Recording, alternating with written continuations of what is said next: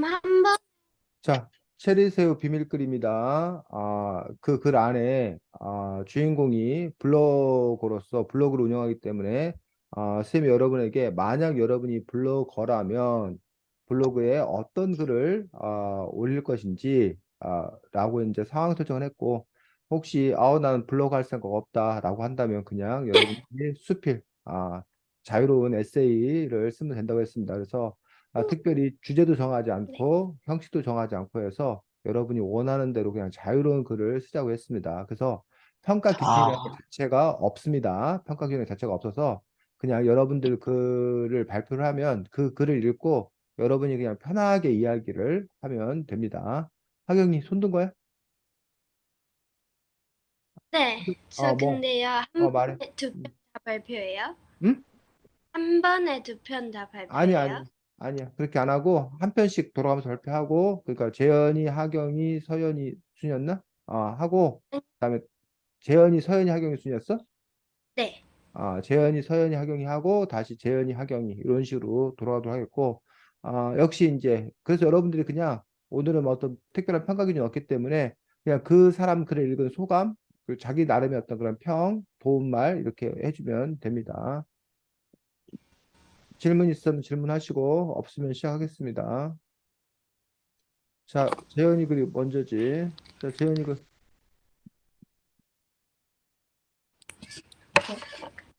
오늘도 나는 화가 났다. 과학 수업이 끝나고 가방을 챙기고 있는데 갑자기 바깥이 어둑해지면서 비가 쏟아졌다. 그래서 부모님께 연락해서 차를 타거나 10분 동안 학교 안에서 단체로 갇혀 있으라는 방송이 들린 거다.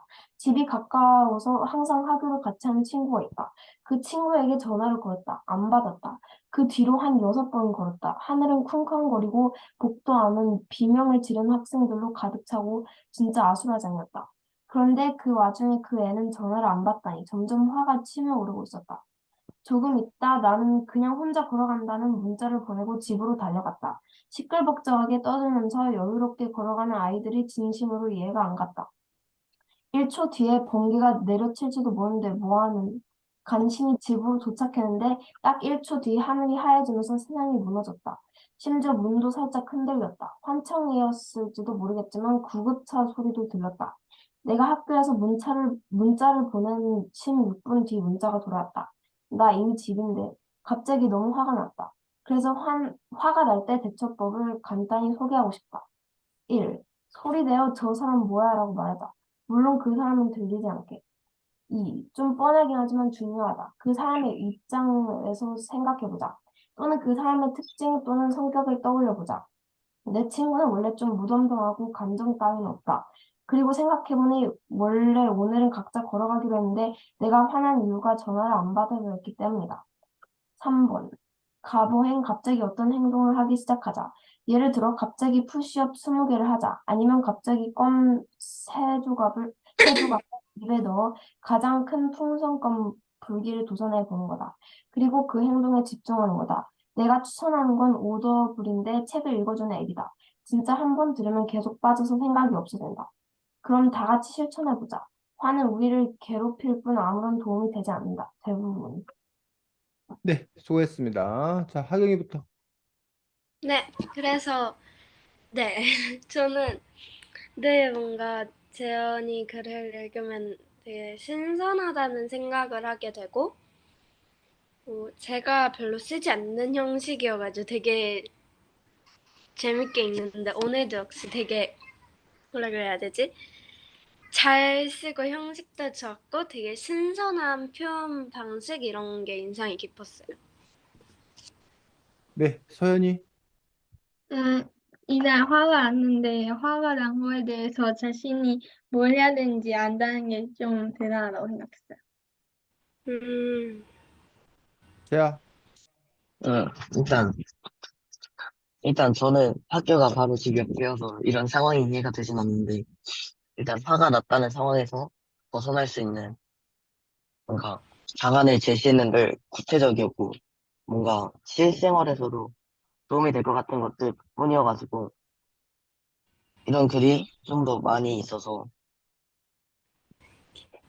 우리들의 삶을 쾌적하게 만들어줬으면 좋겠다고 생각했어요.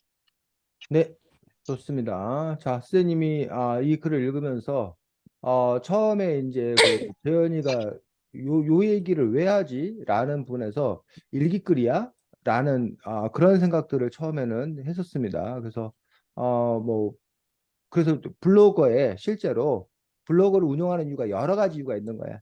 근데 그 중에 하나가 그냥 블로거를 일기장 비슷하게 아니면 소소한 자기의 일상을 기록하는 그런 글을 쓰기도 하고 실제로 우리가 에세이 수필이라는 거 안에 어떤 뭐 사회적인 담론 중요한 어떤 그런 이야기를 다루는 게 아니라 일상에서 부딪히는 그 소소한 어떤 그런 것들에 관한 이야기를 담기도 해 실제로. 그리고 이제 오히려 또 그런 그 가벼운 그런 주제가 사람들이 그 공감을 일으키기가 더 쉬운 거야. 그러니까 내 일이니까 나도 겪을 수 있는 일이니까. 다만 이제 이 글을 보면서 이제 수입이 들었던 것들은 근데 이제 그것들이 그냥 그래서 그랬다인 경우도 있고 근데 거기 그로부터 뭔가 그 깨달음을 도출해내는 그런 것들로 이제 이렇게 승화된다고 해야 되나? 뭐 그런 부분들도 있다라고 생각이 들었는데 근데 여기는 그런 건 없이 그냥 그랬나 보다라고 생각을 했었는데 갑자기 여기에서 그래서 어? 화가 날 때 대처법을 간단히 소개하고 싶다라고 얘기를 했던 그런 부분에서 이제 화를 낼 때 대처하는 방법에 대해서 소개하는 그런 글들을 쓰고 있어서 이 앞에가 목적이 아니라 이거는 미끼였고 결국은 이제 화가 날 때 대처법 요거를 소개하는 것들이 요게 이제 그 재현이 글의 가장 중요한 핵심이었구나라는 것들을 이제 알게 되었습니다. 그러고 나니까 선생님이 이제 의문이 드는 거야. 그러면 요 앞부분이 지금 이게 절반을 넘게 이 부분을 차지하고 있는 도입부가 절반을 넘게 차지하고 있는 거지. 그러고 나서 이제 본론이 오히려 이제 도입부보다 더 적은 어떤 그런 부분이었을 때, 물론 이제 글 자체를 이게 흥미롭게 쓴다는 점에서는 뭐 이렇게 성공적이었다. 의미가 있다라고 생각이 들어. 근데 이제 다만 그 뭐라 해야 되나 글 구성의 어떤 그런 측면 놓고 봤을 때 앞부분이 너무 그 비중이 너무 컸다고 해야 되나?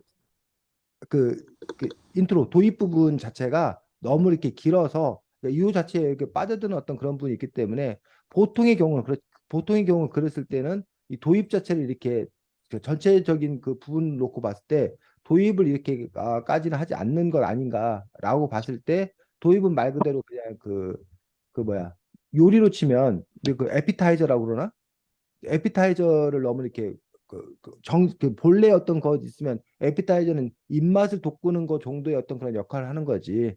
그거 자체를 네. 이렇게 너무 그 배부르게 과하게 주진 않는 어떤 그런 부분들을 놓고 봤을 때 그런 점에서 쌤이 글 구성이라는 측면에서만 얘기를 하는 거야. 그렇다면 요 부분들의 비중이 좀 더 이렇게 뭐야 축소돼야 되지 않겠나라는 개인적인 생각들을 할 수 없고 두 번째로 이제 그 화가 날 때 대처법을 간단히 소개하고 싶다 해서 이 화가 날 때 이 대처법이 1, 2, 3번이라고 하는 그 부분들에 있어서 어쨌든 이런 식으로 이제 이야기한 것들 뭐 좋은 그런 부분이라고 생각이 들고 우리가 블로그뿐만 아니라 글이라는 것 자체가 사실은 다른 사람에게 이른바 유익한 도움이 되는 그런 부분들인데 아까 그 앞에 분 같은 경우는 그 공감 뭐 이런 부분이라면 이 뒤에 부분 요 부분 같은 경우는 실제적인 어떤 그런 그 삶의 지혜 아니면 힌트 뭐 이런 것들이 될 수 있기 때문에 그런 점에서 상당히 그 유용한 부분들이 있고 그것들을 이제 잘 썼다는 거지. 그다음에 이제 아까 그 하경이가 이제 그 얘기했던 내가 쓰지 않는 글이라는 면에서 이제 두 가지 부분인데 아까 재현이의 좋은 장점들 다른 사람들이 본받아야 될 부분이기도 한데 재현이 장점 어쨌든 그 상황 묘사라는 부분들을 이렇게 실감나게 잘 하고 있는 그런 점들이 재현이 그 어떤 그런 좋은 그런 특성들이고 그런 특성들이 이제 잘 발휘돼야 되는 어떤 그런 상황들이 있는 거지. 그 부분도 있는 거고 또 하나가 이제 재현이 여기 두 번째 글의 어떤 그런 특징이 좀 뻔하긴 하지만 중요하다. 라던가 물론 그 사람이 들리지 않게 라던가 뭐 가보행이라는 표현을 쓴다던가 뭐 이런 식으로 이렇게 함으로써 그 뭐 좀 이렇게 뭐야 좀 이렇게 발랄하다고 그래야 되나?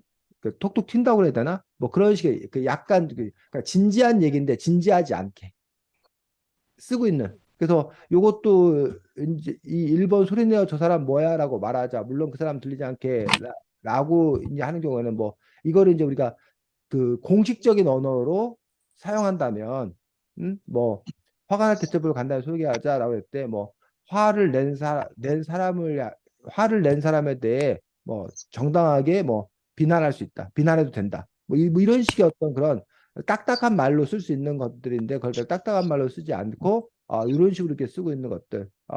그다음에 여기 좀 뻔하긴 하지만 중요하다. 뭐 이런 부분들 같은 경우도 어쨌든 자기 수를 약간 뭐 디스한다고 해야 되나? 뭐 이러는 걸 통해서 어쨌든 또 이렇게 그 친근하게 다가서는 어떤 그런 느낌을 주는데 어쨌든 이런 그 문체, 글투 이런 부분들이 또 이제 재현이들의 어떤 그런 특성들, 특징들인 것들을 볼 수가 있습니다. 그래서 어,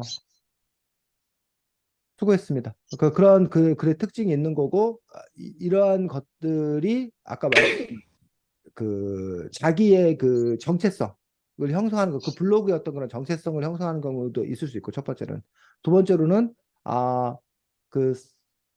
그 뭐야 글의 특성에 따라서 이런 거가 딱 잘 맞는 경우가 있고 이런 경우가 잘 맞지 않는 경우가 있고 그래서 선생님이 오늘 좀 전에 이제 사례 갔다 오면서 오늘의 주제가 뭐였냐면 뭐 이렇게 여러 가지 얘기를 하긴 했었는데 그 중에 하나 얘기가 사회자는 어떤 사람이 돼야 되는가 라는 부분에서 사회자는 게스트가 왔을 때 그 게스트를 빛나게 해주는 사람이 사회자라는 거야.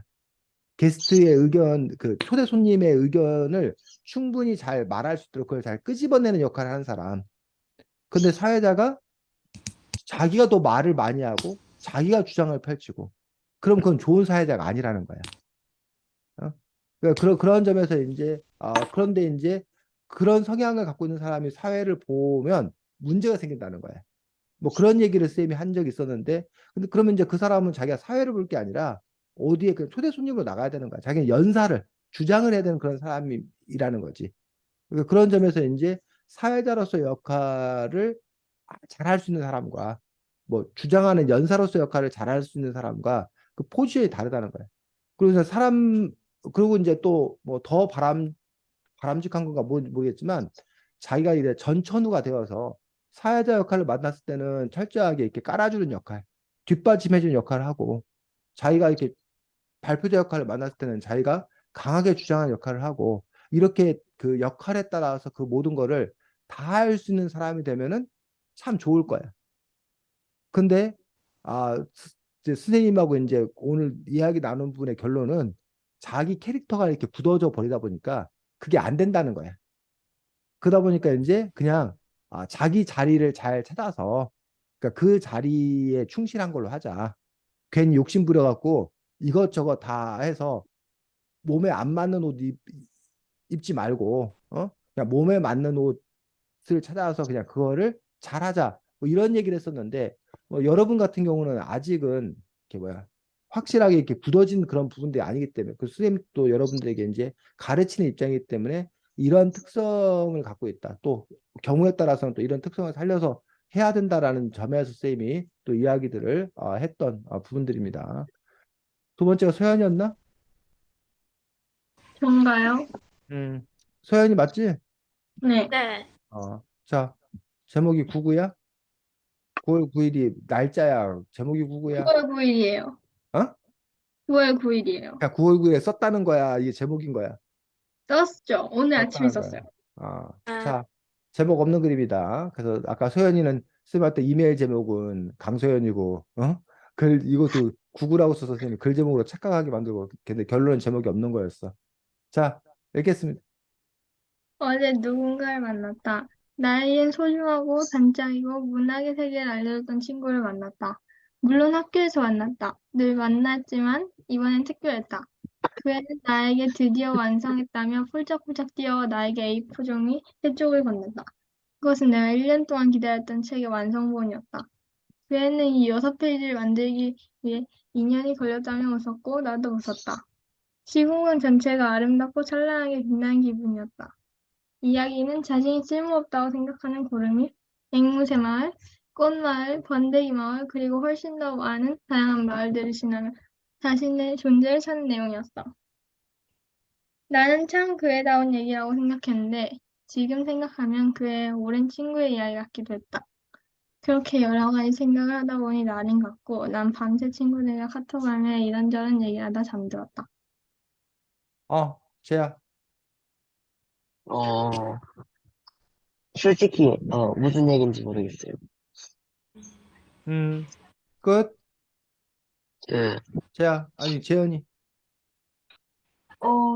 저도 처음엔 뭔가 이해가 안 가는데 되게 전체적으로 분위기가 되게 좋은 것 같고 또 읽은 다음에 되게 생각을 많이 할 수 있는 약간 그런 글인 것 같아요. 하경이. 저는 처음에는 저도 이해가 안 갔는데 뭔가 학교에서 만났다고 하고 어떤 느낌인지 알 것 같다는 느낌이 많이 들었고 이 책을 만들었다는 아이가 누군지 예상이 조금 가기도 하고 예상이 조금 가고 그리고 책 내용도 뭔가 귀여워서 네. 설마 누군가가 하경이는 아니겠지, 설마? 아니 아니에요. 이러면 니들이 너무 우리를 뒤통수 치는 건데. 자, 알겠습니다. 자, 서연아, 네? 욕부터 해줄까? 칭찬부터 해줄까? 욕부터 해주시는 게 낫죠. 욕부터 해주는 게 나아? 그 칭찬은 나중에 들어야 돼? 욕만 하다 선생님 끝날 수도 있잖아. 그래도 욕부터 해? 자, 서연이가 글을 썼습니다. 그래서 아까도 선생님이 잠깐 얘기했지만 재현이 글 앞부분을 보면서 얘기했지만 블로그 글이라던가 이런 수필이라던가 이런 분들이 일상의 경험을 붙잡아서 쓰는 어떤 그런 글들이고 서연이 글도 역시 그런 식이죠. 그래서 서연이 글은 또 다르게 말하면 그냥 제목이 아니라 어쨌든 9월 9일 쓰는 걸 봤을 때 어쩌면 이렇게 일기글이라는 그런 글의 성격도 지금 여기에는 있는 것들을 볼 수가 있습니다. 그래서 우리가 글을 쓸 때 이 글이 누구를 위한 글인 건가라는 부분들, 이 글을 읽는 대상이 누군 건가라는 부분에서 일기글이라는 건 대상이 자기 자신이지. 나만을 위한 어떤 그런 글들인 거고, 그렇지 않고 이제 이른바 오픈된, 공개된 어떤 그런 글들이었을 경우에는 조금은 그 일기글로 썼을 때와 오픈된 글을 썼을 때에는 기본적으로 이제 마음 자세나 이런 것들이 달라지는 그런 부분들이 있습니다. 그 다음에 이제 내가 이거를 왜 쓰려고 하는 건가라는 부분들. 뭐 일기글 같은 경우야 그 당시에 감정을 그냥 그대로 털어놓는 것 그 자체로서 의미가 있는 거고 또 기록으로서 의미가 있다라면 반면에 이제 누군가를 대상으로 해서 글을 썼을 경우에는 글을 쓴 어떤 그런 목적이라는 게 있는 거지. 그래서 이 글을 통해 내가 전하려고 하는 게 뭔가 내가 누군가를 웃기려고 재미를 주려고 하는 건가 아니면 내가 그 글에 어떤 메시지를 담아서 뭘 이야기하려고 하는 건가? 아니면 이 글을 읽음으로써 누군가 나의 그 행복한 기분, 나의 어떤 그 정서적인 어떤 공감 이런 것들을 나누기 위한 그런 글들인 건가? 이런 부분에서 이제 그 글의 성격을 분명히 해야지. 서연이한테 쌤이 이 글의 성격이 뭐냐고 물으면 서연이 이렇게 대답할 거야, 분명히. 선생님이 쓰라게 썼는데요. 그럴 거지 너. 서연아. 그렇죠. 그렇지. 그래서 선생님이 할 말이 없어, 서예자한테는 늘 보면. 그래서 그런 점에서 이제 비록 선생님이 쓰라고 해서 썼지만 그 다음에 그럼에도 불구하고 그럼 나는 이 글을 어떤 의미를 담아 쓸 건가 하는 결국은 또 본인의 몫이라고 생각이 듭니다. 자, 그런 점에서 어쨌든 이 글에서 보면 쌤 보기에는 어떤 자기가 그 느꼈던 어떤 그 일생의 한 순간, 아름다웠던 어떤 그 순간을 붙잡아 쓴 거고, 그 글을 읽는 사람들도 역시 이 글에서 느껴지는 어떤 그런 행복감, 우정, 뭐 이런 것들이 자연스럽게 다른 사람들도 그런 마음을 가질 수 있지 않을까라고 생각됩니다. 다만 제아는 모르겠다고 했습니다. 그 부분들에 대해서 그것들이 이제 제아가 그걸 모르겠다고 한 부분에서 이제 이거를 서연이 탓으로 볼 것인지 제아 탓으로 볼 것인지 그걸 우리가 좀 이렇게 나눠볼 필요가 있어. 서연이가 제대로 근데요, 어, 안다고 하면 더 신기할 것 같은데요. 이걸 읽고 안다면 더 신기하다고? 왜? 이걸 근데 읽고 내용이 모를만 하지 않아요? 정말 제아 편 들어주는 거야 지금? 서연이? 어? 아니 그럼 선생님 지금 누군가에 대한 예상이 없다면은 이해하기 어려울 수도 있죠. 뭐에 대한? 이 사람이 누군지에 대해서 모르면 좀 누군지에 대해서 어려워요. 모른다면 조금 어려울 수 있어요. 그래? 왜? 아니, 선생님도 뭔 내용인지 모르시지 않아요? 왜 못 내는지 몰라. 그냥 친구가 그 뭐 동화 같은 걸 썼는데 그래서 좋았다. 이거 아니야? 그것보단 복잡해요. 그거보단 복잡해? 어? 자, 그래서 아, 어제 누군가를 만났다. 나에겐 소중하고 단짝이고 문학의 세계를 알려준 친구를 만났다라는데 여기서 이제 이미 만났다라는 부분이 나오기 때문에 여기서의 만났다라는 부적절합니다. 문장이 어색해지는 거야. 어제 네. 누군가를 만났다. 나에게 소중하고 단짝이고 문학의 세계를 알려줬던 친구다라고 써야 돼. 어? 물론 학교에서 만났다. 늘 만나지 말고 물론 학교에서 만났다라는 부분도 역시 여기도 이제 또 뭐야? 만났다라는 뭐, 말을 쓰고 있는데 이렇게 이제 그 비슷한 여기 이 단어는 아예 필요도 없는 단어였고 여기는 여기서는 물론 학교에서 만났다 요거는 이제 가능해. 다만 이제 이렇게 만났다라는 단어를 반복해 쓰는 것보다는 만났는데 그 만났다라는 말을 의미는 같지만 표현은 다른 걸로 바꿔서 뭐가 있을까? 뭐로 쓸 수 있을까? 물 뭐 마주쳤다? 뭐 아니 뭐라고 했나? 물론 뭐 학교에서 만났다. 어제 누군가를 만났다. 나에게 소중하고 단짝이고 문학의 세계를 알려줬던 친구다. 뭐 우린 물론 학교에서 많이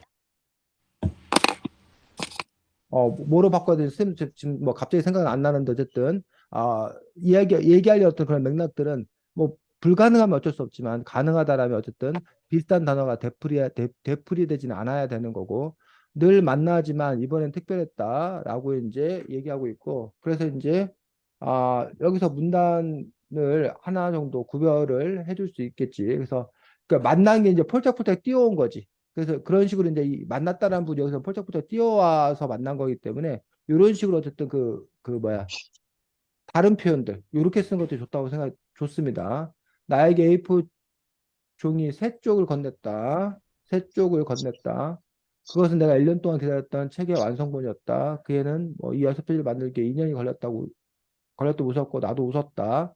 그다음에 이런 표현들 그 시공간 전체가 아름답고 찬란하게 빛나는 기분이었다라는 요런 표현들이 이른바 문학적 표현이고 좋은 표현들이고 요 문장 자체로 인해서 사실 이렇게 웃었고 나도 웃었다라는 거에서 그 분위기 느낌을 살릴 수 있는데 요 부분들 역시 이제 그 뭐야 요 상황이 어떠한 상황인 건가 얼마나 그 두 사람이 그 작품과 관련되어서 서로의 어떤 그런 나름의 의미 부여가 되었나를 알 수 있는 그런 부분들이고 또 여기서 문단 구별을 해줘야지 이야기는 자신이 쓸모없다고 생각하는 구름이 앵무새 마을 뭐 멸치나 찾는 내용이었다. 나는 참 그에 닿은 이야기라고 생각했는데 지금 생각하면 그의 오랜 친구의 이야기 같기도 했다라고 해서 그런 식으로 이제 이 작품에 관한 이야기를 쓰고 있는 거고 그다음에 여기서 또 문단 구별해주고 그렇게 여러 가지 생각을 하다 보니 나름 같고 난 밤새 친구들과 이런저런 얘기를 하다가 잠들었다라고 해서 썼습니다. 해서 어쨌든 요 부분들이 그 친구에 관한 어떤 그런 이야기들을 끝나고 나름 같고 난 밤새 친구들 카톡을 하면 이런저런 얘기를 하다 잠들었다 했는데 요 부분들이 그래 완성도라는 측면도 놓고 봤을 때는 계속 이 친구와의 어떤 그런 만남 흐름에 관한 어떤 그런 부분들이었기 때문에 그 연장선상에서 글을 쓰는 것들이 더 좋지 않았나라고 생각이 들었는데 이거는 그냥 말 그대로 일상의 어떤 그런 부분으로 그 마무리 짓는 것들 물론 뭐 이렇게 마무리할 수 있는데 어쨌든 글의 완성도라는 어떤 그런 측면에서는 이 흐름과 약간 살짝 이렇게 뭐야 빗나가 있는 그런 부분들이기 때문에 이 부분보다는 오히려 원래의 어떤 그런 내용들 친구와의 우정과 관련된 그 특별한 만남과의 관련된 그런 이야기로 마무리를 지었더라면 더 좋지 않았을까 생각합니다. 그리고 지금 선생님이 문단 구별을 이렇게 해줬는데 문단 구별은 글에 있어서 가장 기본적인 그래야 우리가 이제 이른바 가독성 있게 이게 뭔 말인가를 알기 쉽게 할 수 있는 그런 부분들입니다. 자, 아직도 이해가 안 돼? 그냥 친구가 어, 책을 썼어. 어. 뭐 내가 그 이야기에 감격을 받다 이런 뜻 아니에요. 그렇지. 친구가 지금 이런 이야기를 쓴 거고, 친구가 그걸 완성한 것이 자기도 기뻤다라는 거지. 그냥 다른 의미 없이 그게 의미였던 거예요. 어? 그냥 다른, 다른 의미 없이. 서연아, 선생님이 지금 말하는 의미 말고 그렇지만은 않아요. 어떤 의미가 있냐고 그거 얘기해 주라고. 아니요, 이글 쓸 때부터 망설였어요. 뭐를? 왠지 이해가 안 될 것 같다는 생각을 했어요. 그러니까는 네가 뭘 얘기하고 싶었냐고. 그 얘기를 하라고. 그러니까는. 음, 그걸 얘기하면 되지. 그걸 뭘 이렇게 돌려서 얘기를 해. 너 뭘 얘기하고 싶었는데? 뭘 얘기하고 싶진 않았는데요. 그러니까 네가 그 표현하려고 했던 게 뭐냐고. 네 마음에 내가 뭐 이렇게 내가 이걸 제대로 표현하고 있는지 그냥 모르겠다. 그날이 재밌었다는 걸 남기고 싶은 거죠. 그래. 그러니까 그날이 왜 재밌었냐라는 부분들이 친구가 책 완성해서 좋았다는 거잖아. 완성해서 너한테 줘서 좋았다는 거잖아. 그렇죠? 어, 그래. 잘 표현했어, 서연아. 근데요? 근데 어, 뭘 물으시는 거죠? 아니, 제가 그랬잖아. 그거 말고 또 뭐가 있냐고. 뭐가 있는 줄 알았다고. 그 아, 네가 뭐가 또 있는, 있어요. 그러니까 그게 뭐냐고 그러니까. 그걸 설명할 수가 없어요. 자, 서연이가 이제 지금 말한 부분들, 그게 사실 어려운 부분들입니다. 있는데 나도 뭐라고 설명할 수 없는 그런 부분들이었을 경우에 그게 사실 상당히 답답한 경우야. 그래서 사실은 자기한테 무르익지 않은 거야. 그럼 당연히 표현이 안 되는 거지. 그래서 사실은 이게 우리가 흘러 넘쳐야 된다라는 어떤 그런 표현을 쓰는데 자기가 뭔가가 확실해야 돼. 자기 안에서 이렇게 분명하게 상이 그려져야 되는데 상이 그려지지 않다 보니까 이게 뭐라고 표현해야 될지 모르는. 그래서 우리가 머릿속에 뭔가 맴도는 것 같은데 말로 표현되지 않는, 말로 빚어지지 않는 어떤 그런 부분들이 있는 것처럼 그건 방법이 없어. 일단은 자기 안에서 그것들이 분명해져야 되는데, 근데 이제 굳이 하나의 방법이 된다라면 써보는 거야. 쓰다 보면 안 써져. 근데 문제는 쓰다 보면 최소한 이거는 아니다. 라던가 아니면 이게 기본이 되어서 그 다음에 뭐 이렇게 보태어서 점점 이렇게 만들어가는 어떤 그런 방법들도 있다라고 있습니다. 그래서 그런 점에서 여러분들이 글도 그렇고 말도 그렇고 어떻게 그것들을 이제 그 이게 이른바 형상화시켜 나가는 건가 그런 부분들이 중요합니다. 그 친구한테 어? 요 이야기 잘 써서 그 6페이지짜리 만들었다고 그랬는데 글로만이야 아니면 그림도 함께 있는 거야? 그림도 좀 있어요. 그래서 요거 잘하면 저 좋은 그림책 되겠네. 서연아. 그림책 내라고 말했는데 자기 힘들다고 안 쓴대요. 그러니까 자기가 꼭 할 필요 없이 이거 원고를 잘 쓴 다음에 결국 아이디어이기 때문에 네, 넘기면 뭐 의뢰를 하면 되지 잘 갖고 있다가. 음. 여기 아이디어 좋은 것 같은데 자신을 찾는 내용이라던가 그에 닿은 뭐 그의 오랜 친구의 이야기 같기도 했다라고 해서 의미도 있는 것 같고 물론 뭐 이런 그 류의 글들이 그 뭐 이렇게 이미 사실 이렇게 있긴 하지만 어쨌든 또 이렇게 새로운 버전으로 계속 사실은 그 글이라는 것들이 버전업이거든 버전업 그뭘 이렇게 바꾸어서 새로운 시각으로 아니면 새로운 걸 보태어 쓰는 거기 때문에 아이디어 상당히 좋다라고 전해줘 서연아 네. 친구한테 자 왜 하경이 뭘 알고 있어 자꾸 막 웃는 거야 어? 하경이한테 한 말 있어요. 해 오랜 친구가 누구인지 알 것 같아? 예? 그러니까 너가 아는 걔 오랜 친구가 누구인지 알 것 같아? 사람이면 모르겠고 사람 아니면 앵무새 아닐까? 사람이면 모르겠다고? 너 알 텐데. 자, 다음, 말해줄게, 다음번에. 음. 그 다음에 하경인가? 네, 저예요. 이건가? 그 두 개 있는데 이거 먼저 해도 괜찮아요. 이거보다 위에 게 먼저라고? 아니에요, 아니, 이거 아니잖아. 이거 이게 네, 이거 먼저잖아. 먼저. 자, 하경이 발표하겠습니다. 아이들은 흥분되어 있었다. 어느새 교실 안에 있는 라디오는 곧 영어 듣기 평가가 시작한다고 하고 있었다. 아이들은 다 긴장 반 기대 반으로 시험을 기다리고 있었다. 특히 몇몇 아이들은 평소보다 공부를 했다며 설레는 목소리로 말했다. 저번 주 종례 시간에 선생님께서는 영어 듣기 평가에 대한 안내를 하셨다. 중학교 1학년은 전국에서 동시에 라디오를 통해 실시되는 영어 듣기 평가를 4월에 한 번, 9월에 한 번 실시해야 되는데 이번이 두 번째 시험이었다. 선생님은 안내를 하시며 진담반, 농담반으로 담임이 영어 선생님인데 잘 봐야 되지 않겠냐고 공부 좀 하고 오라고 하셨다. 아이들은 웃고 넘겼지만 걱정되는 모습이었다. 선생님은 다음 주 화요일에 한다는 말을 덧붙이셨다. 어느새 영어 듣기 평가를 보는 날이 밝았다. 사실 영어 듣기 평가는 교과서에서 배우고 있는 것보다 훨씬 쉽게 나오기 때문에 아이들도 크게 걱정하는 것 같지는 않았다. 시험 시간이 다가오자 선생님은 라디오를 들고 오셨다. 라디오가 들어오자 아이들의 표정이 조금씩 굳어갔다. 라디오에서 어떤 연예인이 응원의 말을 했고 그 뒤로 영어 듣기 평가에 대해서 나오기 시작했다. 시험지를 발부받자 교실은 영어 듣기 평가 음원과 연필로 체크하는 소리밖에 들리지 않고 미묘한 긴장감이 흘렀다. 듣기 평가 음원이 끝나자 답안지 카드를 마킹하는 소리밖에 들리지 않고 가끔씩 한숨이 들려왔다. 답안지 카드를 걷자 아이들은 절망의 소리를 지르기도 기쁨을 한호를 하기도 했다. 그리고 시간이 조금 남아서 선생님은 가지고 있는 시험지로 답을 맞춰보자고 하셨다. 어느 한 아이가 답을 불렀고 모두가 그 답에 대해서 수긍하는 분위기를 흘러갔다. 답을 다 부르자 다시 환호의 소리가 들렸다. 찍었는데 맞았다는 아이가 제일 크게 환호를 하고 있는데 어디선가 울음소리가 들려왔다. 뒤를 돌아보니 한 여자아이가 울고 있었다. 아이들은 굉장히 놀랐다. 평소 운동을 잘하고 조금 노는 아이 쪽에 속하는 아이라서 영어 듣기 평가를 못 받다고 오는 것을 놀랐다. 교실에는 다시 정막이 흘렀다. 아이들은 머리를 굴러 위로를 할 수 있는 말이 무엇이 있을까 생각했다. 한 아이가 먼저 입을 열었다. 괜찮아. 나는 3개나 틀렸어. 이런 거 틀릴 수도 있는 거야. 나는 많이 틀렸는데도 괜찮잖아. 울고 있는 아이가 답했다. 난 4개나 틀렸단 말이야. 교실은 다시 정막으로 가득 찼다. 평소 장난스러운 아이가 말했다. 모르지. 우리가 다 틀리고 너만 맞았을 수 있잖아. 슬프게도 큰 위로가 되지 못한 것 같았다.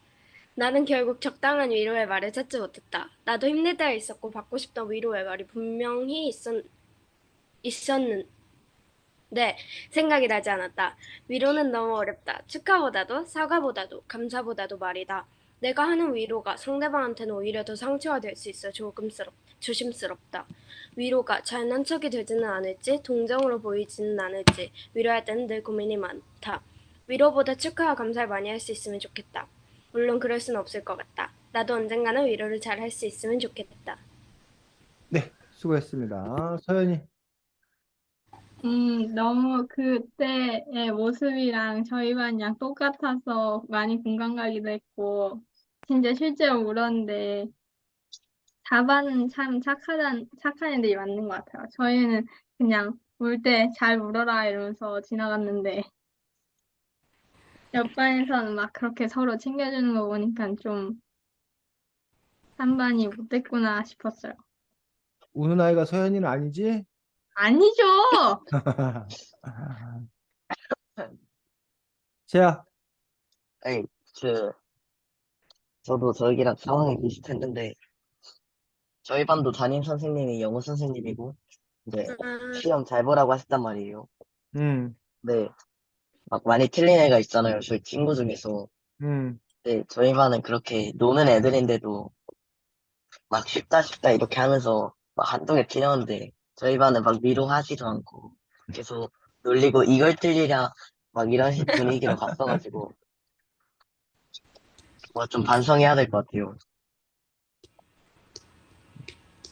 야, 근데 오히려 그런 분위기가 더 좋지 않냐? 어? 이걸 들으냐고 놀리고 많은 그 남자들, 재야, 너네는, 너도 남녀 합반이야, 재야야? 네, 하경인도? 네. 요즘 거의 다 합반이잖아요. 그래. 다 어. 선생님 옛날 사람이라 그래. 자, 재현, 어, 근데 솔직히 틀리면 안 되긴 한데. 재현이. 음. 저도 그냥 그 일상 얘기가 되게 흥미롭고 또 마지막에 약간 그 결말이 되게 연결이 잘 돼서 재밌었어요. 음.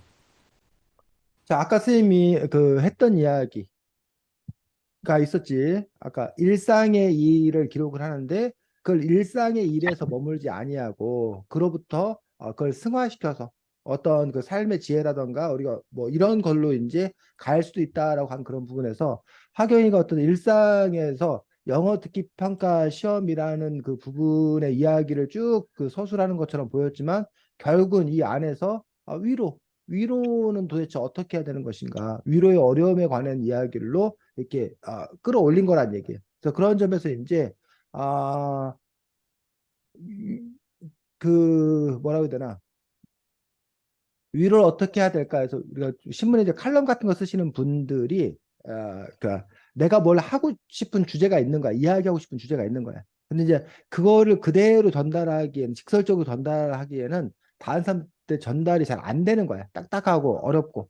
그렇기 때문에 이제 일상에서 부딪히는 어떤 그런 예화, 스토리 이런 거를 이게 끌어다가 내가 하고 싶은 이야기들을 잘 담는 어떤 그런 부분들을 볼 수가 있습니다. 그래서 그 부분들이 학예의 글에 이제 잘 드러나 있는 것들을 볼 수가 있어. 뭐 그런 점도 좋은 점이라고 생각합니다. 그런데 하경이가 이제 쓰다 보니까 너무 그 상대적으로 이제 그 뭐 4월에 한 번은 애를 어인데 뭐 아이로 써놨다는 등 생각보다 이렇게 뭐야 맞춤법이 그 구멍 나 있는 데가 생각보다 많습니다. 그래서 이게 오타라고 보기에는 그런 부분도 네, 있어서 맞춤 평소에는 음, 컴퓨터로 써가지고 타자가 났는데 오늘 음. 컴퓨터에 충전을 안 해놔가지고 핸드폰 타자로 썼더니 그래서 뭐 그럴 수 있습니다. 그래서 어쨌든 뭐 오타가 좀 이렇게 눈에 띄는 게 몇 개들이 좀 있어서 생각보다 좀 많아서 그런 부분들은 어쨌든 자신이 뭐 그런 특수성이 있었기 때문에 이해가 되는데, 글 쓴 다음에 한번 다시 돌아보거나 아니면 요즘에 그 핸드폰 저기로 쓰는 건 저기가 없겠구나. 맞춤법 검사기가 요즘에 대부분 이제 뭐 이렇게 맞춤법 검사기가 지원돼가지고 웬만한 거 여기 뭐 기다리고 뭐 이게 기다리고 뭐 이런 식으로 지금 보니까는 오타 뭐 이런 부분들이 좀 이렇게 있는 그런 부분도 있어서 그것들이 상대적으로 좀 많았는데 뭐 그렇다면 특별히 문제 없습니다. 흥분되어 있었다 뭐 이런 부분도 마찬가지고, 그 다음에 지금 그 하경이가 글 쓴 부분의 또 특징은 뭐냐면 이게 현재야. 그런 다음에 지난주 상황으로 갔다가 다시 현재로 돌아온 어떤 그러한 방식으로 지금 이렇게 글 구성을 하고 있다는 거지. 그래서 요 시간적인 어떤 그런 그 순서를 이렇게 바꿔줌으로써 그것들이 갖는 이렇게 효과성들이 있다는 거야. 그래서 이제 이것들이 이제 일부러 의도적으로 이렇게 쓴 어떤 그런 경우도 있을 수 있다는 생각이 들고, 아니면 이제 이 글을 여기서부터 이렇게 시작할 수도 있어, 사실은. 뭐 지난주부터 뭐뭐뭐 해서 여기 부분과 여기 부분을 두 개를 이렇게 합쳐서 이렇게 쓰는 것들도 가능한 그런 부분들이기 때문에 그런 부분들 이제 글 쓰는 사람들이 일부러 효과를 노려서 내가 이 글을 내가 이렇게 시작하는 게 좋겠다, 뭐 어떻게 하는 게 좋겠다, 이런 부분들에서 글 구성을 어떻게 할 건가에 대한 어떤 나름의 고민들, 생각들 뭐 이런 부분이 있었는지 궁금하고, 그 다음에 이제 그래서 첫 번째, 두 번째 같은 경우는 문단 구별을 적정하게 잘 해서 쓰고 있는데, 갑자기 여기서부터는 이제 글들이 이제 통으로 이게 쭉 가더라고요. 이만큼 통으로 쭉 가는 그 부분도 있었는데, 이렇게 뭐 내용적 흐름에서 어쨌든 중간에 뭐 해준다? 몇 번씩 이제 끊어서 해줘야 글을 보는 사람들이 조금 더 쉽게 볼 수 있을 거라고 생각이 들고, 쉽게 생각이 들고, 그 다음에 이제, 그래서 그냥 위로가 어렵다. 라고 이렇게 위로의 어려움에 관해서 이제 얘기하는 걸로 끝날 수도 있고, 아니면 이제 아까 재현이처럼 화가 났을 때 그럼 어떻게 되느냐라는 부분들에서 그렇게 그 솔루션, 그 해결책 이런 것들을 제시하는 어떤 그런 글을 쓸 수도 있고 해서, 물론 이제 글의 성격상 위로의 어려움을 그냥 이렇게 토로하고, 아니면 섣부른 위로가 오히려 그 상처가 될 수 있는 어떤 그런 부분에 대한 어떤 그런 이야기들, 그래서 위로라는 것들에서 함부로 해서는 안 된다라는 어떤 그러한 이야기를 전달하기 위해서 쓴 글일 수 있기 때문에, 그러한 점에서 이제 여기에 머무를 것이냐, 아니면 또 한 걸음 더 나아가서 아까 재현이가 얘기했던 것처럼 그 뭐야 구체적인 그런 그럼 잘하는 위로는 어떻게 하는 건가, 위로를 잘하기 위해서 어떻게 할 건가라는 부분들. 그래서 또 이제 그렇게 되다 보면 이제 아까 재현이한테도 얘기했던 그 뭐가 더 중심이냐라는 부분들이 달라지는 거지. 그런 점에서 학교 같은 경우는 그냥 아까 그 일상생활의 어떤 그런 삶이 더 우선인 거고, 거기서 그것들을 그냥 위로의 문제를 이렇게 끄집어 올린 정도까지가 이제 이 글의 목적이 되는 그런 부분이라고 봅니다. 그래서 이제 이런 글을 보면 이제 사람들이 이제 충분히 이제 공감할 수 있는 거지. 그래서 물론 뭐 서연이나 재하 같은 경우는 이제 같이 이제 영어 듣기 평가 시험을 본 사람으로서 이렇게 공감을 느꼈다라면 선생님은 영어 듣기 평가 시험을 보지 않았기 때문에 그냥 위로를 하는 것들이 정말 어렵지 힘들지라는 그런 부분들에 대해서 오히려 더 이제 공감가는 충분히 이 상황 이 입장이 이해가였던 거고 재현이도 역시 이제 마찬가지 어떤 그런 부분들이 있는 걸 볼 수가 있습니다. 서연아 위로를 네? 잘하는 꿀팁 하나만 알려줘. 어떻게 해야 돼 이럴 때는? 어떻게 열심히 해야죠. 뭐라고? 열심히 해야죠. 위로를 열심히 하니까 어떻게 하냐고. 어떻게 하냐고요? 어떻게 하면 위로가 귀를 된다고. 트이면 돼요. 뭐라고? 영어를 듣고 싶으면 아침에 영어 듣기 평가를 한 3번 듣고 오면 돼요. 아니 이 시험 네 개 틀려갖고 그 울고 있는 애한테 어떻게 위로할 수 있냐고. 이럴 때 위로하는 거요. 애가 울고 있어. 시험 못 음, 봤다고. 그럼 어떻게 하냐고. 어떻게 되냐고. 냅둬? 지금 막 마음이 불편해. 저 울고 있는 애가 있어서 마음이 불편해. 그래서 쟤한테 뭘 어떻게 해야 그럴 될 땐 것 같아. 답이 없어요. 답이 없다는 게 뭐야? 그냥 가만히 있으라고? 네. 어. 그런데 소영이 너는 그 하경이네 반은 착해갖고 뭐 하는데 너는 답이 없어 가만히 있었는데 그 너네 반이 문제가 있다면서 조그맣게는. 근데요, 어. 서로를 생각해주는 마음은 좋지만요. 어. 그렇게 하는 것이 상대한테 오히려 기분 나쁠 수도 있어요. 그럼 오히려 너네 반이 나은 거야? 그건 그냥 아니죠. 상대를 생각해주는 4번이 좋긴 하지만요. 너네 반은 근데 가만히 있는 이유가 아예 생각도 안 해주기 때문에 가만히 있는 거라고? 네. 어. 쟤야 꿀팁 하나 알려줘봐. 위로를 어떻게 하는 거다. 위로요? 놀리면 돼요. 놀리면 돼. 놀리면 잘하고 놀리면, 있는 거네. 그 네, 아무 일도 아닌 것. 원래 물다가 애들 놀리면은 갑자기 지도 화나가지고 그걸 그랬어요. 잊어버려.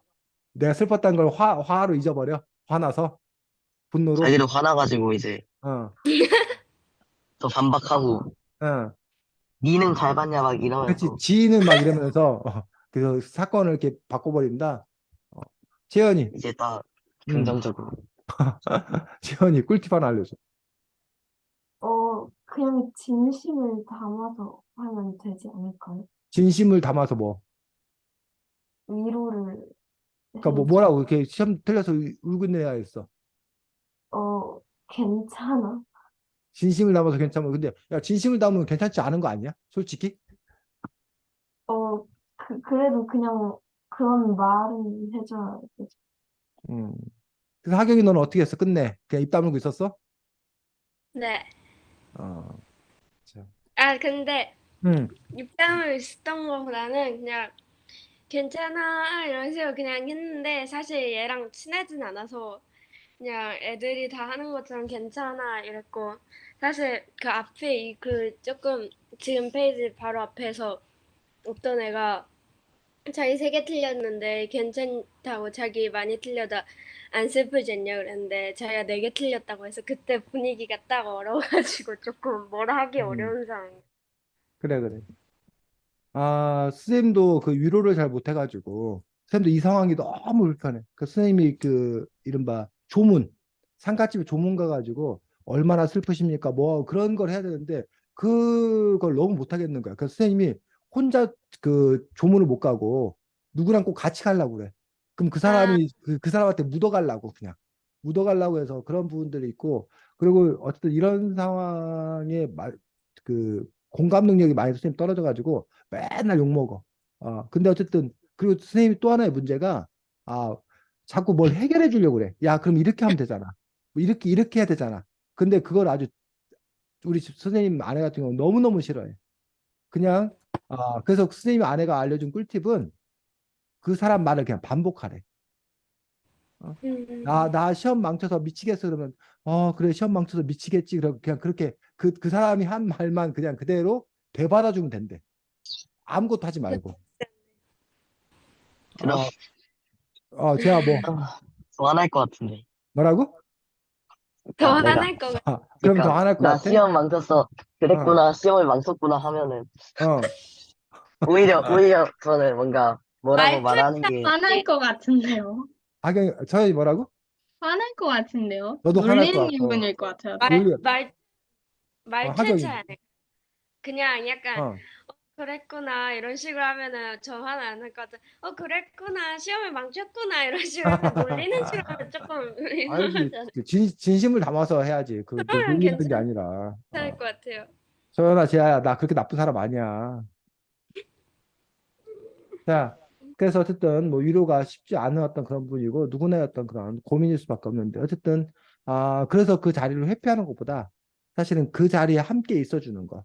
그러니까 나도 마음이 불편하고 나도 마음이 어렵지만 그냥 그 같이 있어주고 때로는 그 원망이나 뭐 이런 거를 묵묵히 들어주는 것들 이런 것들이 필요하지 않나 싶은데 근데 사실은 위로도 내가 마음에 여유가 있어야 내 마음이 저 사람을 받아줄 만한 어떤 그러한 여백이 있어야 가능하지.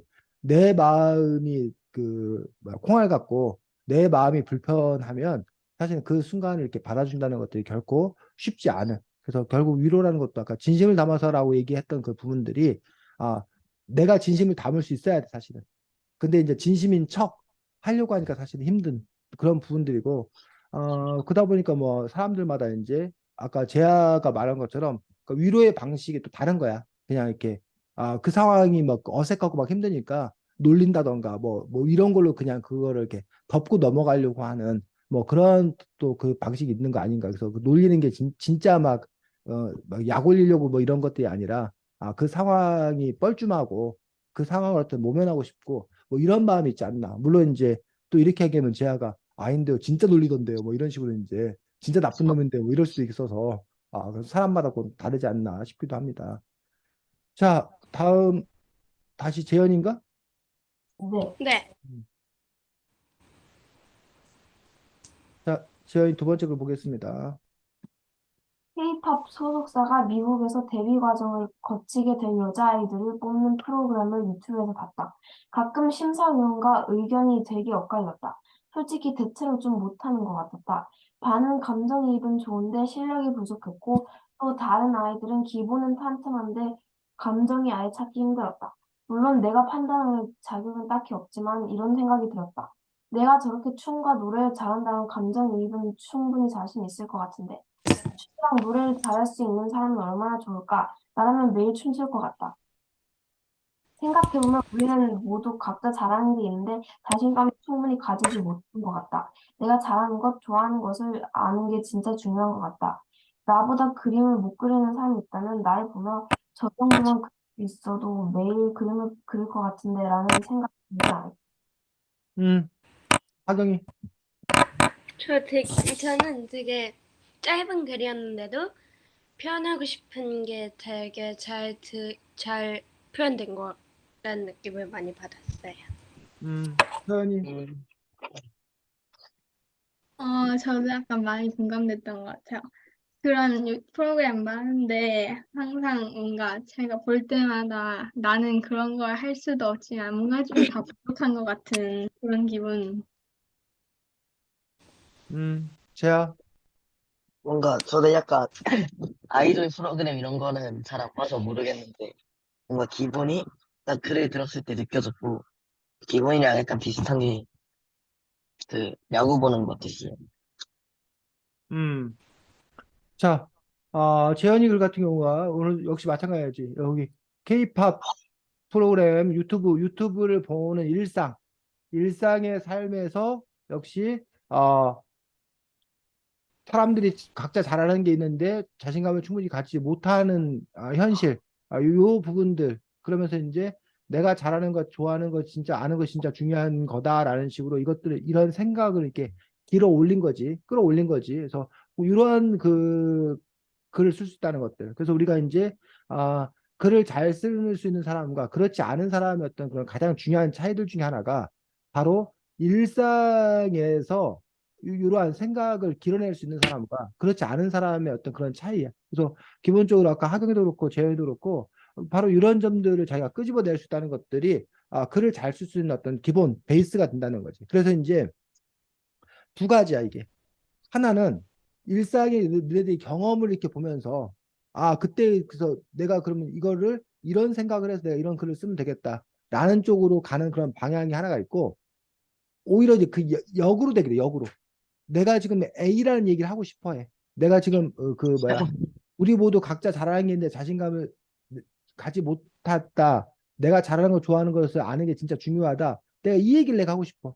근데 내가 이 주제에 이 메시지를 담고 싶은데 이 메시지를 뭐 어떤 이야기를 통해서 담을 건가? 라는 부분들에서 그걸 자기가 이걸 전달하기 위한 가장 효과적인 그 스토리를 찾는 거야. 근데 그게 다시 이제 두 가지로 나뉘어. 하나가 이렇게 자신의 뭘 통해서 경험을 통해서 그 이야기를 전달하는 방식이 하나가 있어. 근데 내가 갖고 있는 경험이라는 게 제한적이야. 그러다 보니까 내가 갖고 있는 경험만으로 한다면 쉽게 말하면 작가가 될 수 없는 거야. 자기 경험은 한정돼 있기 때문에. 그래서 실제로 그 작가들 중에 보면 책을 한 권만 쓰고 더 이상 작품을 못 쓰는 사람들이 있어. 그 사람들이 자기 경험에 기반한 내용들만을 글을 쓰기 때문에 자기의 경험, 삶의 경험이라는 것들이 많지 않다는 거야. 그러다 보니까 어떤 기막힌 스토리가 있지 않는 한 좋은 작품을 쓰기 힘든 거지. 근데 이른바 계속적인 작품을 쓸 수 있는 사람들은 자기의 경험만을 갖고 쓰는 게 아니야.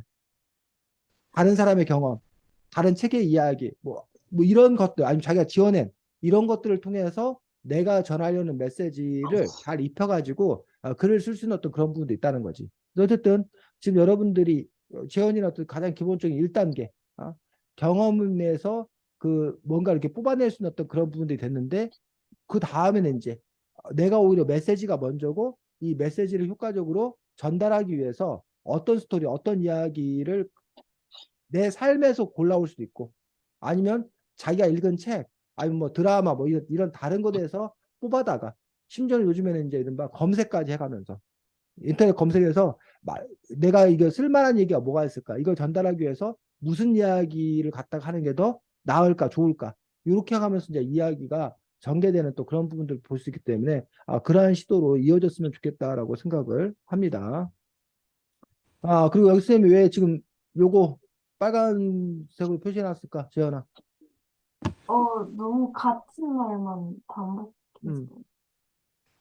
같다라는 표현을 우리가 많이 써, 일상적으로. 근데 이제 그 같다라는 표현이 사실은 재현이가 자신이 없는 거야. 진짜 맞는지 안 맞는지 모르는 거야. 그러다 보니까 뭐뭐 같다라는 표현을 쓰는데, 어차피 글이라는 게 주장이야. 그리고 틀릴 수 있어. 다른 사람이 반박될 수도 있어. 그런데 그런 점에서 이제 역시 재현이가 자신감을 가져야지. 그래서 생각해보면 우리는 모두 각자 잘하는 게 있는데 자신감을 충분히 가지지 못한다. 라고 해도 사실은 뭐해? 이 글이 네가 전하려는 바가 별 문제가 없다는 얘기야. 내가 잘하는 거 좋아하는 거 아는 게 진짜 중요하다. 라고 써도 이 글의 전체적 흐름에서 아무 문제가 없다는 거야. 근데 아까 말했지만 재현이 너 스스로가 위축돼 있어가지고 뭐뭐 하다라고 쓰지 못하는 거야. 그런 점에서 재현이가 뭐뭐 같다라는 그 부분들이 근데 이게 단지 재현이가 그러지 못한 거에 머무는 게 아니라 글을 읽는 사람에게 그 뭐야 강한 메시지를 주지 못해. 근데 어차피 너가 글을 쓰는 거는 너의 어떤 그런 메시지를 전하기 위한 그런 부분들이잖아. 그런 부분들이기 때문에 뭐뭐 같다라는 표현들은 미래의 불확실한 사실에 대해서만 쓰고 그렇지 않고 너의 주장이나 이런 것들 자체는 그러니까 주장이기 때문에 뭐뭐 같다라는 부분보다는 뭐뭐 다라는 표현으로 명확하게 쓰는 것들이 오히려 너의 글을 그 힘있게 쓸 수 있는 그런 방법이라는 거지. 됐니, 재현아? 네. 뭘 말하는지? 수고했습니다. 다음 하경이. 네, 네, 네. 근데 이상해요. 하경이께 두 번째 게, 두 번째가 어디 있지? 잠깐만, 하경이 네가 원래 카톡으로 보냈었지? 네, 근데 이게 두 번째 게 이상해요, 뭔가. 잠깐만. 선생님이 두 번째 것만 저기 됐구나. 미안해. 야, 은민이, 우리 은민이도 있는데 왜 쌤이 맨날 은민이 잊어버리지? 뭔가 이상한데, 저 두 번째 거는. 은민이를 잊고 있었어. 니들은 왜 은민이 얘기를 아무도 안 해? 어? 근데 안 오는 줄 알았어요. 정말? 쌤 은민이를 잊고 있었어. 은민이 못 온대. 자, 이거 네, 그래서 자, 제 그냥 주관적인 의견이라고 아, 들어주시면 예, 좋을 것 당연히 뭐 글이라는 게 다 주관적이지. 자, 들어보겠습니다. 우리 학교인 성덕중학교는 여러 초등학교에서 온다. 금성초, 뭐, 죽동초, 장대초, 자운초 등 많은 학교에서 온다. 반에도 출신이 다른 친구들이 많다. 나는 중동초를 졸업하고 요즘은 성덕중을 차를 타고 다니고 있다. 하지만 내가 나온 죽동초에 대한 인식은 그리 좋지 못한 것 같다. 죽동초 아이들은 솔직히 말하면 공부를 많이 잘하지는 않고 장난스러운 모습이 많다. 죽동초가 공부를 유명하지 않았을 뿐더러 그나마 공부를 좀 한다는 친구들은 다 어원중을 진학해서 성덕중에 간 아이들은 장난스러운 아이들이 많다.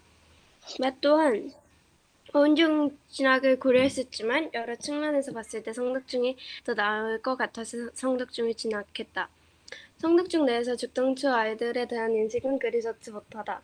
아무래도 몇몇 일 때문이기도 하고 시험 결과 때문이기도 하다. 하지만 난 조금 불편하다.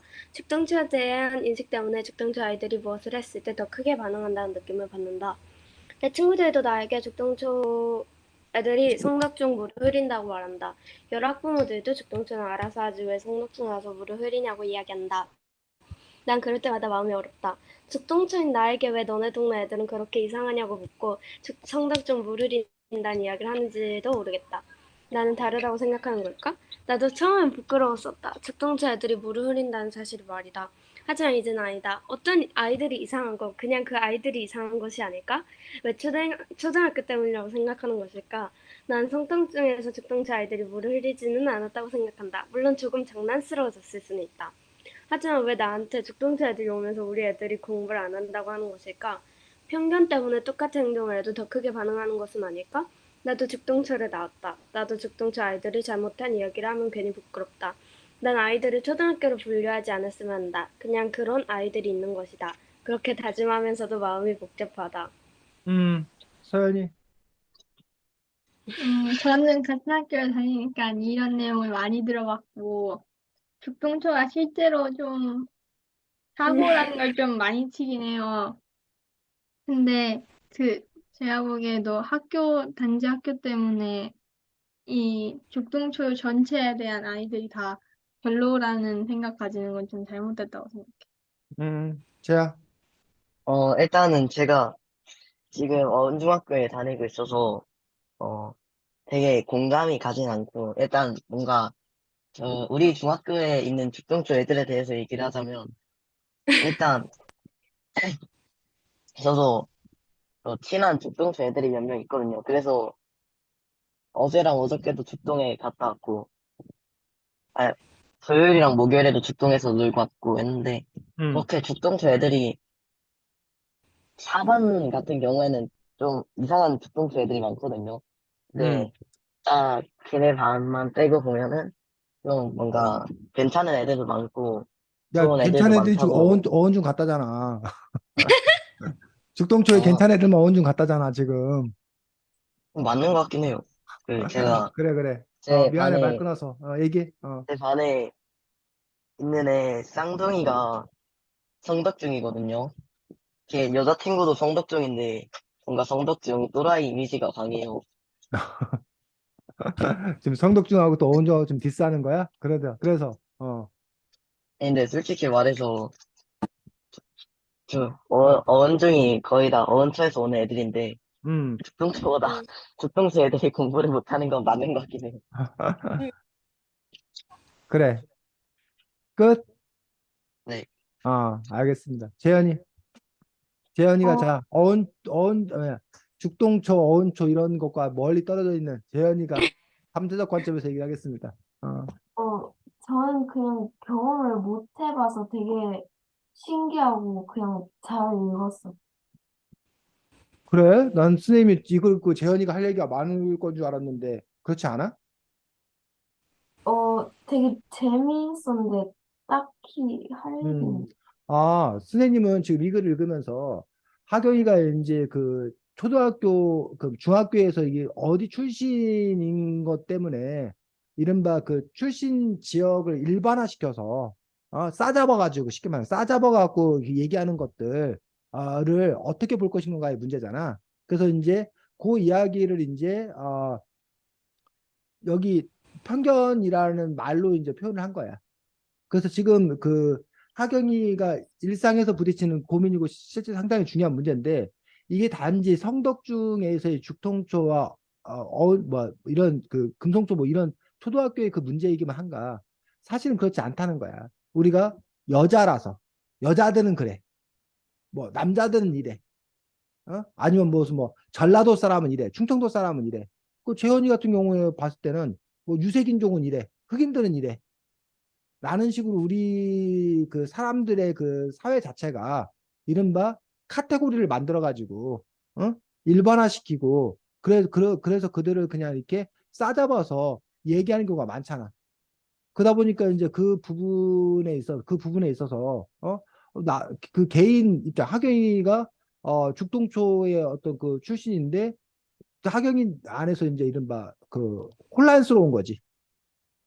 내가 그곳이 나온 게 자랑스러운 곳이었으면 자랑스러운 곳이면 좋을 텐데 자랑스럽지 않은 현실일 때 내가 그들 편에 서서 변호를 해야 되는 건지 아니면 내가 그들 때문에 나도 그렇게 그 뭐야 매도되는 거가 너무 싫은 건지 그래서 나는 그들과 거리를 두고 아닌 것처럼 해야 되는지 아니면 왜 사람들은 이런 식으로 생각을 할까?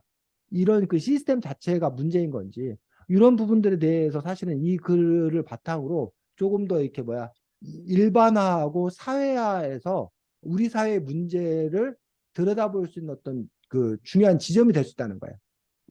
그래서 우리가 이제 모순이라고 얘기하는데 양립할 수 없는 어떤 그런 모순인데 그 모순이 그러니까 겉으로 드러나는 어떤 그런 지점 그 겉으로 드러나는 지점이 다양한 층위가 있다는 거예요. 그래서 이런 것들은 꼭 아까 말씀이 인종 간의 어떤 그런 문제다. 내가 황인종이야, 재현이가. 근데 와서 황인종들은 뭐 어때? 뭐 이런 그 했을 때 나는 안 그런데 라고 했을 때 그러다 보니까 황인종들 중에서 일부러 피부를 하얗게 하고 싶은 거야. 자기가 이런 그 컴플렉스가 있는 거야. 그래서 내가 그래서 황인종 아닌 것처럼. 다행히 지금은 한국에 대한 물론 재현이가 어떤지 모르겠지만 한국에 대한 인식이 과거보다 좋아져서 나는 나 코리언이라고 밝힐 수 있지만 얼마 전까지 한국인에 대한 인식이 그렇게 좋지 않았다는 얘기야. 그러니까 한국 사람이 나가서 굳이 뭐라고 얘기하지 않아? 자기가 한국 사람인 걸 밝히지 않는 거야. 뭐 이런 부분들. 그런데 그 부분들에서 과연 내가 거기 소속인데 나의 정체성을 출신을 부정해야 되는 건가의 문제도 있을 수 있고 아니면 아까 말했듯이 왜 사람들은 그렇게 집단화시켜서 생각하는가? 왜 개별의 존재로 바라보지 않는 건가? 근데 또 재하나 서현이가 또 그러잖아. 근데 솔직히 좀 그런 면이 있지 않냐? 죽동체들이 그렇지 않나? 뭐 이런 식의 어떤 그런 부분들. 근데 그것들이 그렇기 때문에 팩트, 사실인 건가? 어? 아니면 우리 그 인간의 뇌 부분으로 얘기를 하기도 해. 인간의 뇌라는 것들이 개별의 존재라는 그 복잡한 다양한 데이터를 처리할 수 없다는 거야. 그럼 너무 비효율적이라는 거야. 그렇기 때문에 그냥 이렇게 묶은 단위로 처리를 해버려야 우리 그 사고가 제대로 굴러간다는 거야. 근데 이제 이런 그 효율성이 갖고 있는 그 문제들은 그러다 보니까 아까 그 개별의 어떤 그런 사람들이 갖고 있는 특성들이 뭉개지는 그러면서 이제 상처받게 되는 그런 그 풀리지 않는 어떤 그런 그 사람들 사이의 어떤 그런 문제들인데 이런 부분들을 어떻게 가야 되는 건가? 최소한 근데 우리 사회가 지금 현재 나아가고 있는 방향은 과거에는 이렇게 집단으로 바라보는 게 컸었어. 근데 지금은 자꾸 이렇게 집단으로 바라보지 말고 뭘로 바라봐라? 한 개개인으로 바라봐야 된다. 그래서 이제 요즘에 그런 거 하면 욕먹지. 여자가. 어디 여자가 그런 말 하냐. 여자가가 아니라 그냥 한 개인, 하경이, 뭐 재하면 재하, 서현이, 한 개인별로 봐야 된다. 뭐 충청도 사람이, 뭐 이렇게 봐서는 안 된다라는 어떤 그런 합의가 그리고 이제 그런 식으로 문화가 우리 사회에서 조금씩 이렇게 바뀌어가고 있는 어떤 그런 상황이야 지금 현재. 근데도 불구하고 여전히 그 아까 뭐 이렇게 부모들이라든가 그리고 여러분 스스로도 그렇게 규정짓는 어떤 그런 부분들이 여전히 우리들한테 뭐야 세습되고 있는 어떤 그런 상황들 그런 상황들이 또 이렇게 받게 되는 그런 부분들도 있습니다. 자, 오늘은 여러분들이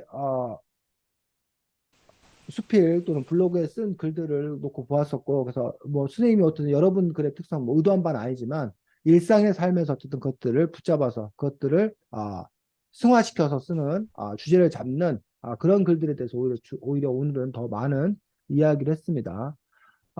다음 주에는 여러분들이 클래식 음악의 괴짜들이라는 비룡수 출판사의 책을 가지고 볼 거고, 클래식 음악의 괴짜들에서 그 책을 본 사람이 있는지 모르겠는데, 음악가들의 어떤 그 뒷이야기, 뭐 이런 부분들, 좋게 말하면 인간적인 모습들, 나쁘게 보면은 뭐 그 사실은 이런 책을 읽는 게 무슨 의미가 있을까라는 생각이 좀 들기도 하는데, 우리가 멋지다고 생각했던 사람들이 그냥 저 사람도 사람이구나라고 생각이 들어서 뭐 실망스러울 수도 있을 수도 있다고 생각되는데, 어쨌든 그 음악가였던 그런 뒷이야기들을 여러분들이 볼 거고, 그러면서 어쨌든 바라기에는 그 음악가를 더 잘 이해할 수 있는 어떤 그런 계기가 되었으면 좋겠다고 생각이 들고, 혹시나 여러분들이 시간이 허락하면 클래식 음악의 개사들 책을 읽으면서 그 책에 소개된 뭐 5명과 6명의 음악가들이 있거든.